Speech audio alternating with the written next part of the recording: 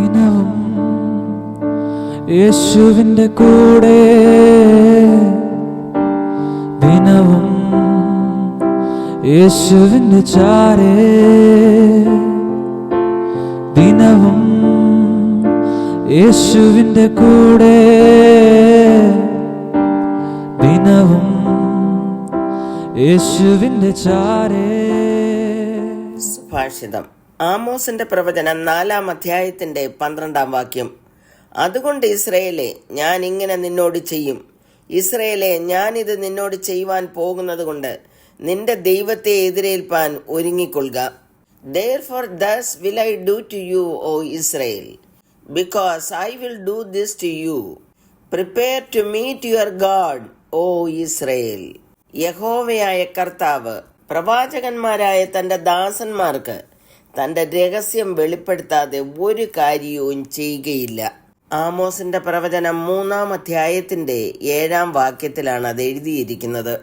ഈ പ്രവചനം വിഭജിച്ച് പഠിക്കുമ്പോൾ 3 പ്രസംഗങ്ങൾ ഇതിൽ രേഖപ്പെടുത്തിയിരിക്കുന്നു. ഈ പ്രസംഗങ്ങൾ തുടങ്ങുന്നത് ഈ വചനം കേൾപ്പീൻ എന്ന ശൈലിയോട് കൂടിയാണ്.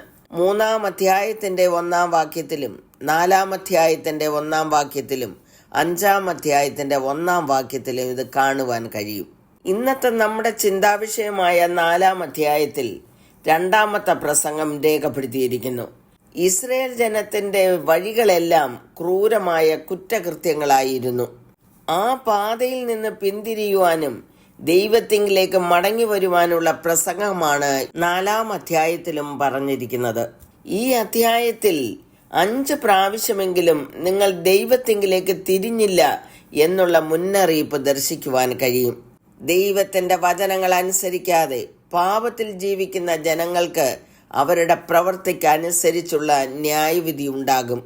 എന്നാൽ ജനത്തെ ന്യായം വിധിക്കുന്നതിനു മുമ്പ് ദൈവം മുന്നറിയിപ്പുകളും നൽകുന്നു. നോഹയുടെ കാലത്ത് ജലപ്രളയം വന്ന് ലോകം നശിക്കുവാൻ പോകുന്നു എന്നുള്ളതിനുള്ള മുന്നറിയിപ്പുകൾ നൽകി.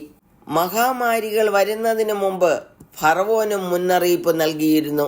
ഇവിടെ ഇസ്രയേലിനെ ന്യായം വിധിക്കാൻ പോകുന്നു എന്നുള്ള മുന്നറിയിപ്പ് നൽകുന്നു. അനുതപിച്ച് മടങ്ങി വരുവാനുള്ള ആഹ്വാനവും ചെയ്യുന്നു.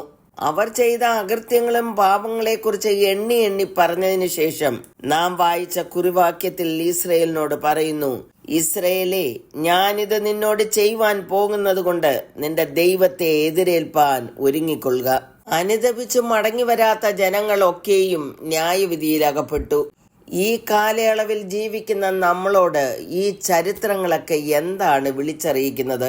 അതിന്റെ ഉത്തരം പൗലോസ് 1 കൊരിന്ത്യർ 10:11-12 വാക്യങ്ങളിൽ എഴുതിയിരിക്കുന്നു.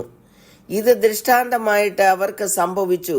ലോകാവസാനം വന്നെത്തിയിരിക്കുന്ന നമുക്ക് ബുദ്ധി ഉപദേശത്തിനായി എഴുതിയുമിരിക്കുന്നു. നാമും നമ്മുടെ ദൈവത്തെ എതിരേൽക്കുവാൻ ഒരുങ്ങിക്കൊള്ളണം. അതിനുള്ള മാർഗം എന്താണ്? മനുഷ്യ ജീവിതത്തിനൊരവസാനമുണ്ട്. അത് എല്ലാ മനുഷ്യർക്കും അറിയാവുന്നതുമാകുന്നു. എന്ന് നമ്മുടെ ജീവിതം അവസാനിക്കുമെന്നോ എപ്പോൾ മരിക്കുമെന്നോ മനുഷ്യൻ അറിയുന്നില്ലെന്ന് മാത്രം. ഇന്ന് നാം മരിച്ചാൽ എവിടേക്ക് നാം പോകും? ആമോസ് വ്യക്തമായി പറഞ്ഞു, നിന്റെ ദൈവത്തെ എതിരേൽപ്പാൻ നീ ഒരുങ്ങിക്കൊള്ളുക. യേശുക്രിസ്തുവിന്റെ ക്രൂശ് മരണത്തിൽ വിശ്വസിക്കുന്നതിലൂടെയാണ് ആ ഒരുക്കത്തിൽ എത്തിപ്പെടുന്നത്. ദൈവത്തെ കണ്ടുമുട്ടുവാൻ തീരുമാനമെടുക്കുന്നവരെ ഒരുക്കുന്നവൻ യേശുവാണ്. കർത്താവിന്റെ നാമത്തെ വിളിച്ചപേക്ഷിക്കുന്ന ഏവനും രക്ഷിക്കപ്പെടും. പലപ്പോഴും തന്നെത്താൻ ഒരുങ്ങി ദൈവത്തെ കണ്ടുമുട്ടുവാൻ നമുക്ക് കഴിയാതെ വരും. അതിന് സഹായമായി പാപത്തെക്കുറിച്ചും നീതിയെക്കുറിച്ചും ന്യായവിധിയെക്കുറിച്ചും ബോധം വരുത്തുന്ന പരിശുദ്ധാത്മാവിനെയും നമുക്ക് നൽകിയിട്ടുണ്ട്. യേശു കർത്താവ് തന്റെ ശിഷ്യന്മാരെ പഠിപ്പിച്ചത്, ഹൃദയശുദ്ധിയുള്ളവർ ഭാഗ്യവാന്മാർ, അവർ ദൈവത്തെ കാണും. ദൈവത്തിന്റെ വചനമനുസരിച്ച് വിശുദ്ധിയോടെ ജീവിക്കുന്നവർക്ക് ദൈവത്തെ എതിരേൽപ്പാൻ നിശ്ചയമായും കഴിയും. അതിനായി നമ്മെ തന്നെ സമർപ്പിക്കാം, പ്രാർത്ഥിക്കാം. കരുണയുള്ള പിതാവേ, അങ്ങേ എതിരേൽപ്പാൻ ഞങ്ങൾ വാഞ്ചയോടെ കാത്തിരിക്കുന്നു. യേശുവിൽ ഞങ്ങൾ വിശ്വസിക്കുന്നു. അങ്ങേ എതിരേൽപ്പാൻ ഞങ്ങളും ഒരുങ്ങുന്നു. അവിടുന്ന് സ്വീകരിക്കണമേ എന്ന് യേശുവിന്റെ നാമത്തിൽ അപേക്ഷിക്കുന്നു. കേൾക്കണമേ. ആമേൻ. കഴിയില്ലെനിക്ക്